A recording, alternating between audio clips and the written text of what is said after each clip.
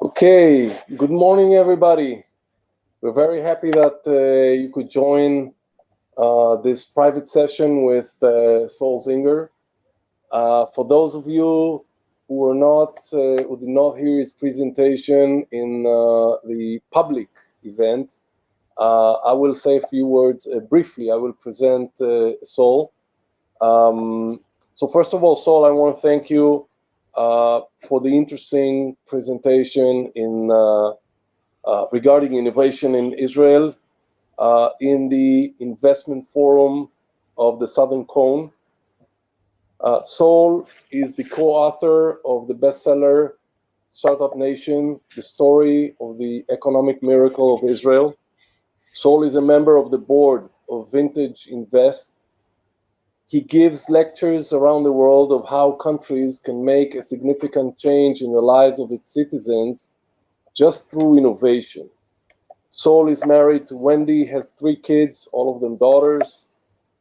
He lives in Israel, in Jerusalem, and currently works on another book. Sapir Efron, my deputy, will conduct this event from here. Thank you very much, Sol. Thank you, Ed. Hello, everyone. Good morning. First, I would like to thank again Saul for his really interesting presentation. We enjoyed it very much, and it made me want to travel now to Israel just from all of your descriptions that I know very well. But it was very interesting, and thank you again for your time. We have a couple of questions. Part of them were sent from the audience, and part of them we prepared in advance. So we would be happy to start and ask you the questions. Just I want to refer to something that you said right at the end of your lecture before. You said that a lot of the times people don't know who to connect in Israel if they want to connect someone. So I really want to emphasize again that the Israeli embassy can really be a bridge to connect between Uruguay and Israeli entrepreneurs, because and it happens, but it doesn't happen a lot that people are contacting us in order to find someone relevant to their project or their startup in Israel, and we can help with that very much. So just to comment that, and in the later on, I'll refer to that point as well. So the first question refers to the pandemic situation here of COVID-19 in the world. So what kind of opportunities in the field of innovation and entrepreneurship arise from the current situation of world epidemic, which paralyzes large parts of each country's economy? Where do you see the opportunities? So, as I mentioned before, a lot of when the pandemic started, a lot of people assumed in the tech sector that suddenly a lot of the investments would dry up. That people would be cautious. That there would be a problem. And in fact, in Israel over the last 2 quarters, there's been record amounts of investment. And how do you explain this? Well, I think actually it may be more trouble for a certain number of startups that are working that are just weaker. We're working in the wrong area before. We've seen in other downturns, like in 2008 or in 2000, that what happens is that the stronger startups do well, and some of the weaker ones don't. And that could be a good thing for the whole system. Actually, in the past, startup systems have actually come out stronger from downturns. That's happened in Israel. I think it's happened elsewhere. Part of the reason is that startups in the beginning, they don't really have customers, so it doesn't matter that that people aren't buying things. So it's a time to start things. It's a time to develop things. That's in general when it comes to a downturn. Specifically with this pandemic, clearly startups in the area of digital health, I think, have gotten a big boost. Anything related directly to the pandemic, but also startups related to remote working, startups. There are many other kinds. I mean, just remote work itself. I mean, it's not just about Zoom. It's about creating more effective teams. How do you work better when more people are offline or online instead of the office? There are many innovations that can happen around this. It's a huge shift in the way we work. I don't think that it's going to be as dramatic as people think it is. A lot of people seem to think that we're going to go completely to online, that people are essentially going to get rid of their offices. That's not going to happen at all. Yeah. So when this pandemic is over, a lot of us are going to go back to the office. But I think, instead of these people who live on airplanes traveling everywhere, they probably won't need to travel as much anymore. There'll be more, certainly people who manage international teams. A lot of that's going to stay online. So there will be a change, but I don't think it's as dramatic as some people are saying right now. Okay. Thank you for your answer. I think more than anything, the epidemic caused a change in perspective that might be a nice booster to innovation and new ideas, because now we need to look at the situation in a different way, and like almost automatically it opens up new paths and new way of thinking. Okay, to the next question. In many of your lectures, you mentioned, and today as well, you mentioned that the best way to expedite innovation processes is to join forces and work together. And now we are in a private room, so we can get more in depth and more focused maybe in Uruguay. So how do you think Uruguay, as a small country surrounded by two giants, Argentina and Brazil, can cooperate with Israel in order to create its unique and dynamic ecosystem? So imagine this. Imagine that some of the whatever the entrepreneurs are working on in Uruguay, whatever sector they're in, there are probably dozens of Israeli startups working in that sector. So you could match the entrepreneurs in Uruguay with specific startups in Israel. That I'm sure would be interesting, for both sides to talk about what they're doing. Because the Israelis, like I said, they're very good at entrepreneurship. They're very good at technology.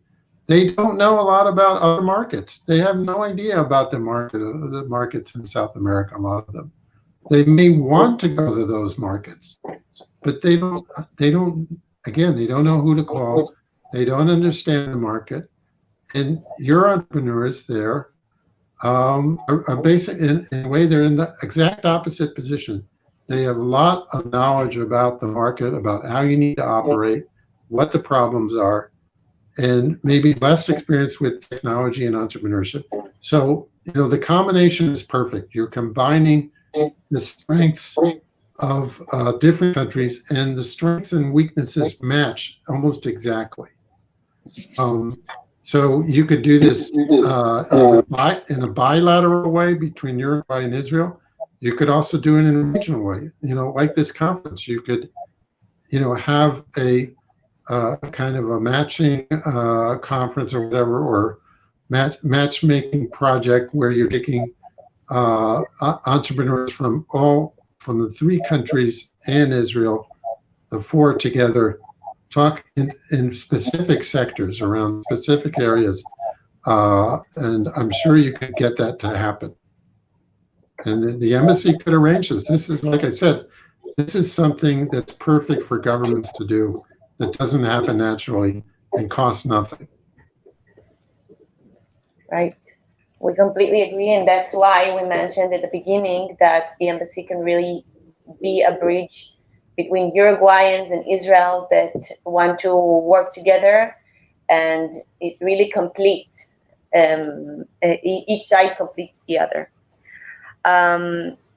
Okay, to the following questions. As Israelis, we know that our entrepreneurs' drive and motivation is connected with the sensation of sacrifice and doing something greater, something for the greater good.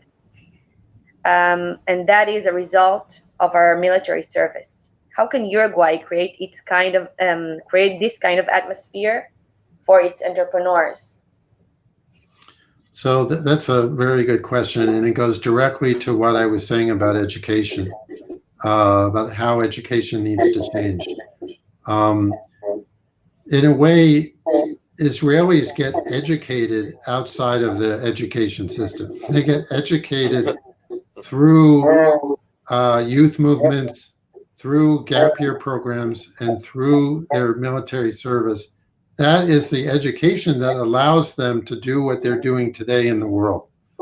So I think you can do this without the military. In fact, a lot of if you look at the what happens to Israelis outside of the education system, a lot of it is not in the military.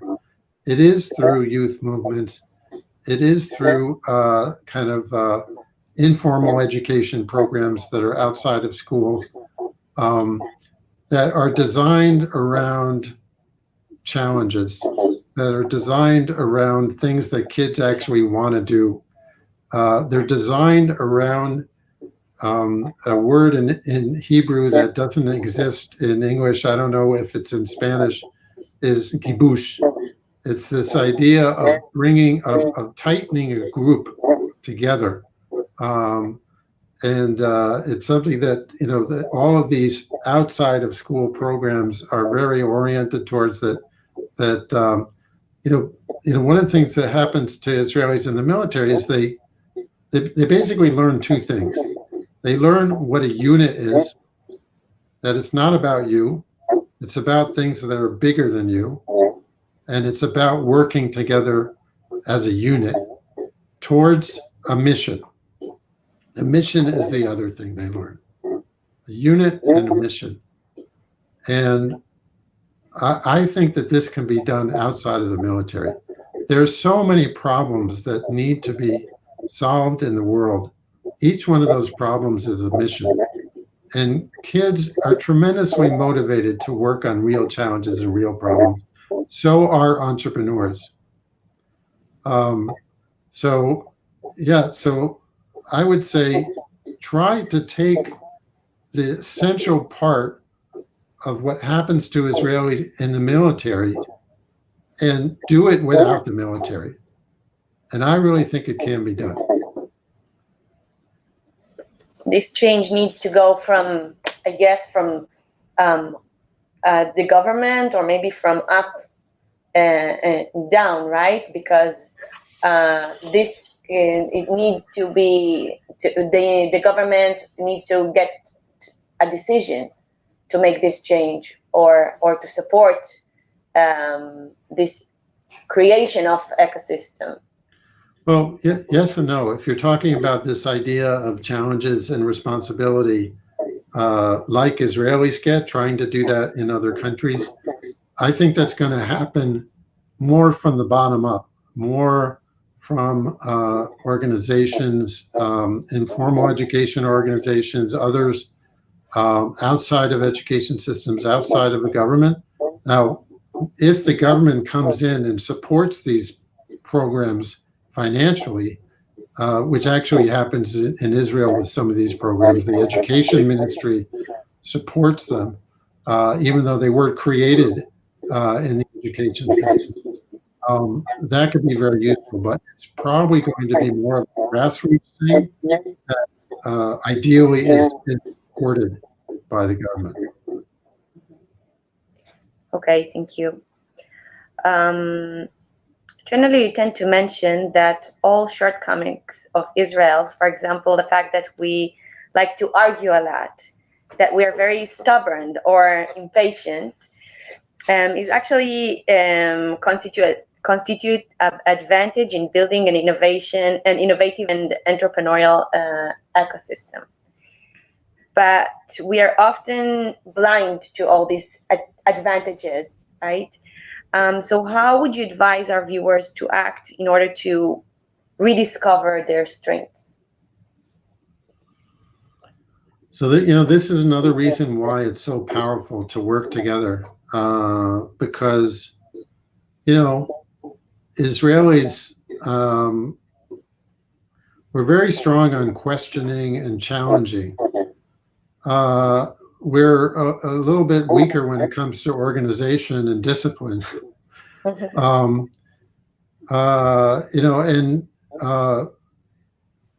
of the kind of balagan, or the kind of a mess, the chaos that we like, is great for startups, but it's not very good for building big companies. And building big companies is not really our strong suit. Other countries are much better at the kind of organization and discipline part that you need for building larger companies. That's something that we can learn, and we can combine, with other people. Just I would warn people from Uruguay who want to work with Israelis is that sometimes we're going to be rude, and sometimes we're going to be loud, and some people like that. Sometimes, actually, what we do is we say what we think, and that to some people sounds rude. To other people, it's very refreshing. So if you like people who say what they think, so it'll be fun for you to work with Israelis. So I would add to that the Israelis are mainly very straightforward, very direct. And here in Latin America, this is a characteristic which sometimes people find a bit offensive. However, I fully share your view that for an entrepreneur, this is something refreshing. This is something really helpful. So yeah, they can, but it's not part of their culture. So actually, that's an important point, is that, entrepreneurs are more like each other than they are the people from their own country. Okay. Entrepreneurs are very different from the rest of the people. That's true in Israel, but it's even more true in other countries. And so I think there's less of a culture gap between entrepreneurs. And that the entrepreneurs, say in Uruguay, they're going to be more willing to question. They're going to be more willing to argue. They're going to be more willing to take risks. They're like entrepreneurs everywhere. And that's okay. That's it. Basically, when you create an entrepreneurship ecosystem, you're creating a bubble within a country. Like, the culture of Silicon Valley is different than the culture of the rest of the United States. What's unusual about Israel is that the startup culture is kind of the mainstream culture of the country. But in every other country, you're creating a cultural bubble where it's okay to take risks. It's okay to fail. It's okay to do things differently. And that's what happens when you're building an ecosystem. You're building that bubble. I think it's a really important point around the failure, because a lot of people are afraid to take risks and afraid to make the move, because all of their friends, their family, a lot of the times they don't get the idea. And maybe it would be good if you can say a couple of words about the importance of failure, because without the failure, a lot of the successful startups that we have in Israel wouldn't exist, because they made a way, and if they would let the first failure bring them down, then we wouldn't advance in the way we did. So yes, so basically in a way the foundational characteristic of the entrepreneur is the willingness to take risk. Now, I would say there's a contradictory thing that's also true, is that entrepreneurs don't really like to take risks. The situation is that they're willing to take a risk because they believe that what they are doing is so important, it needs to exist in the world. And they're willing to take a risk to make that happen. They try to minimize the risk. They're not like people, bungee jumping and something, jumping off a cliff or whatever. They're not thrill seekers. They don't like risk for its own sake. They like it, or they're willing to take it. And that's what makes them different than other people. And that's why you have to really believe in what you're building. Because if you're doing entrepreneurship, you think it's cool, as a kind of a lifestyle thing, thing that people do when they graduate college. Oh, I'll do a startup. Your chances of success are lower than if you are really doing this around an important idea. Now, I also have to say that whenever you have a new idea, most people will tell you it's wrong. That's like by definition. So the first thing that will happen to you as an entrepreneur is everybody will say your idea is terrible. Okay? Because new ideas sound terrible to most people. Now, your idea may actually be terrible, but it's in the nature of innovation that all innovations start as a new idea that sounds bad to most people. So one of the things about entrepreneurs is they're not deterred by that. They keep going ahead, and they're willing to be different. So again, they're very different than the people around them. Right. Okay, we have two questions from the audience. One from Rosanna Fernandez that asks, how replicable is the Israeli model to other countries? That you answered it already, but if you have anything to elaborate, this is the first question. And the second of Daniel Goldman, who asks, how can a country make its own proactive and proactive ecosystem? The second one, maybe you could sharpen that question, because, I guess I hopefully that I'm accurate with what I'm saying, but I guess you wanted to ask, how can the country itself can be proactive in order to create an ecosystem? That's right. So I think, when we wrote Startup Nation, we thought it would come out in Hebrew and that would be about the end of it, because we thought it was such a unique story that only people who cared about Israel would be interested in it. And we were wrong. We were very wrong. It's out in over 30 languages now.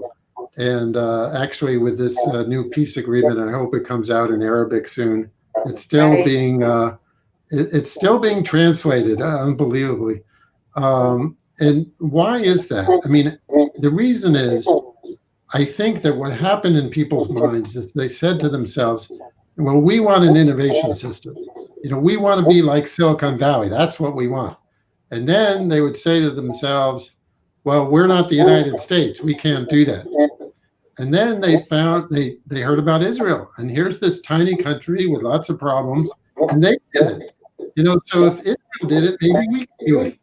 So this led people be very interested in how Israel built its innovation system.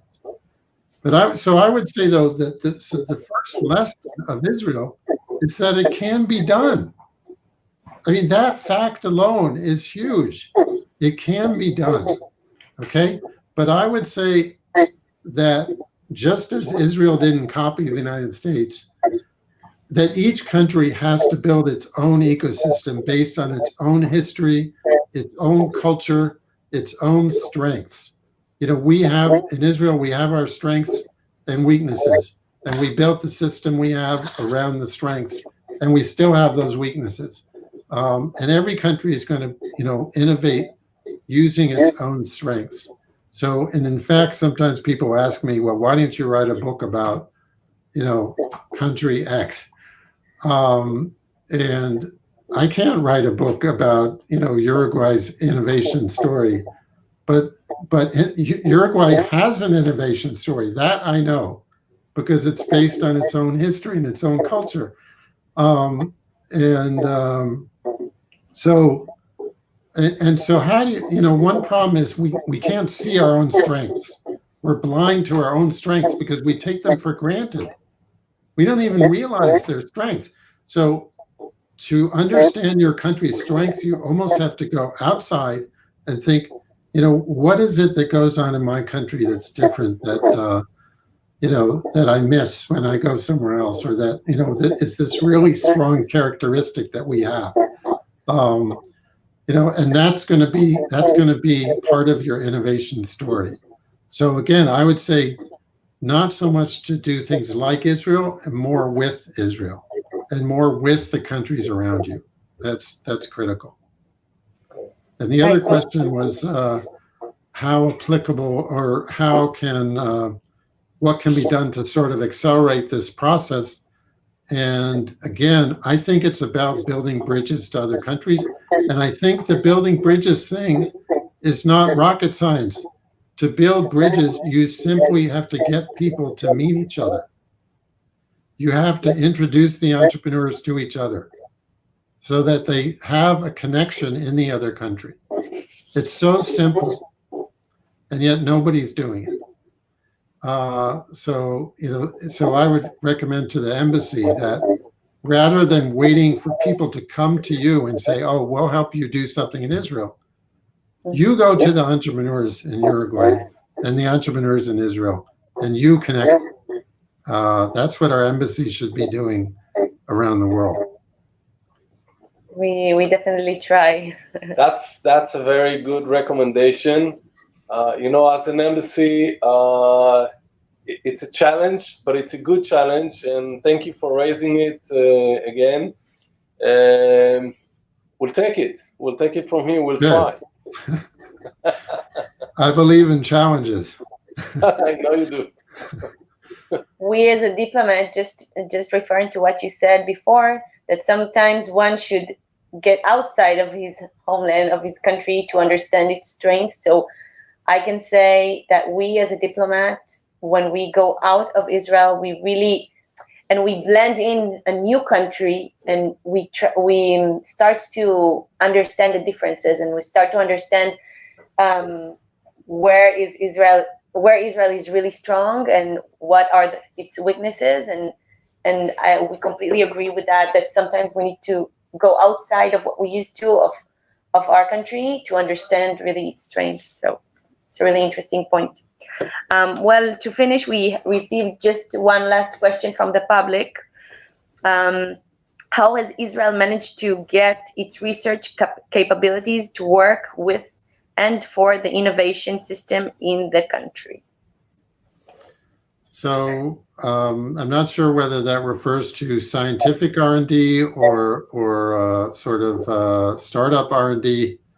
But if you're talking about kind of scientific research and development,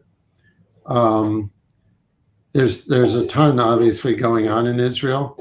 And one of the challenges I think that, you know, that happens, but we could do a better job of, and a lot of countries are trying to do, is to take all the ideas that are happening inside universities and try to bring them out into actual innovations. and that it happens a lot in Israel, but it should happen more, and it's a challenge of bridging the culture of the university with the culture of entrepreneurship. They're very, very different cultures. So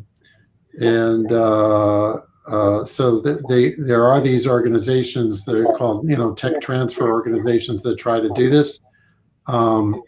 And actually, one of the ways you can kind of take an example from Israel is that we have pretty good tech transfer organizations here, and a lot of countries have come to Israel to kind of look at the model here.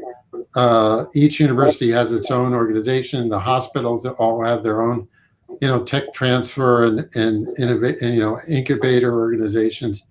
And that's a methodology that can be taken to other countries. Great. So with that, I would like to thank you again. My pleasure. So before we end, I'd like to, just in few words, to describe what we as Israelis feel in Uruguay, and what we think the potential of Uruguay becoming an innovation nation, at least regionally. First of all, it's a small country with a very good education system.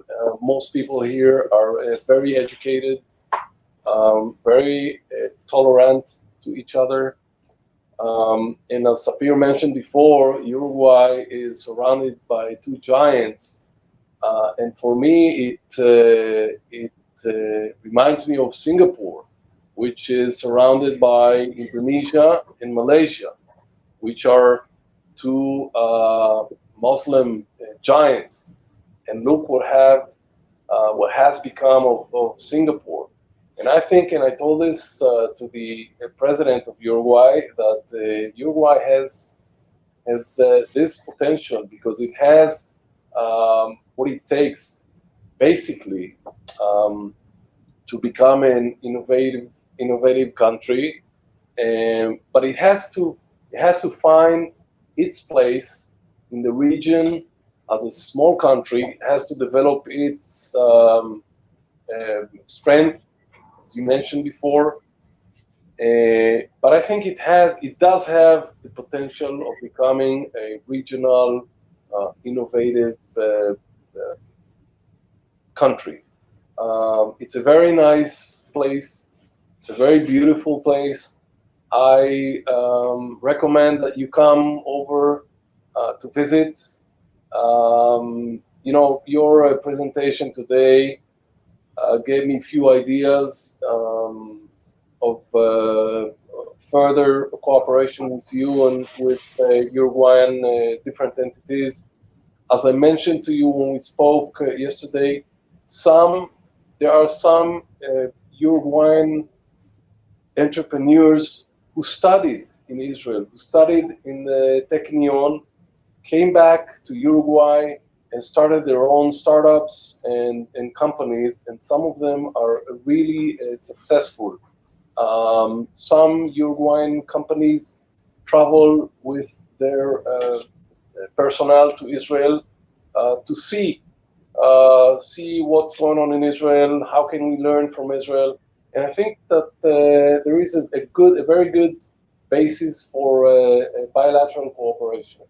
So, Bria, I want to thank you for being here today, for laying out your beliefs of how innovation should look like, how Uruguay could pitch for or could promote its innovation ecosystem, and hope to see you soon, during or after the pandemic.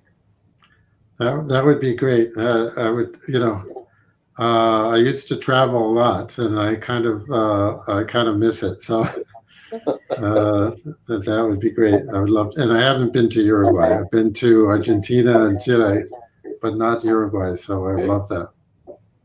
Great. Great. So we want to thank you once again.